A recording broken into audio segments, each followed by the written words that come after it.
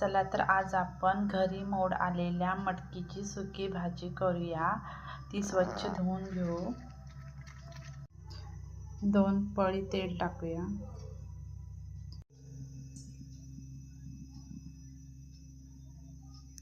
चवीनुसार जिरं, कढीपत्ता टाकून घेऊ। 2 पाकळ्या लसूण टाकू। 2 मोठे कांदे बारीक चिरलेले। कांदा चांगला ब्राऊन करून घेऊया। कांदा चांगला ब्राऊन करून घेऊया। त्याच्यामध्ये 1 मोठा टोमॅटो टाकूया बारीक चिरून। तो चांगला फ्राय करून घेऊया। कांदा टोमॅटो छान मिक्स झाला आहे। 2 चम्मच तिखट,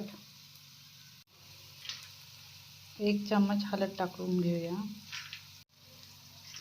घरी केलेला 1 चम्मच गरम मसाला, चवीनुसार थोडासा हिंग। छान मिक्स करून घेऊया। आता त्याच्यामध्ये मटकी टाकून घेऊ। छान मिक्स करून घेऊया। अर्धा पेला पाणी टाकूया। 15 मिनिटं झाकण ठेवू।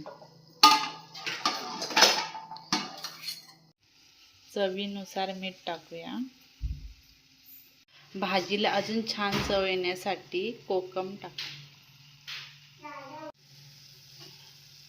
छान वरून कोथिंबीर टाकू।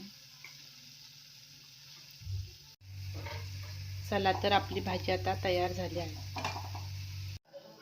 आपली मटकीची सुकी भाजी तयार झाली आहे।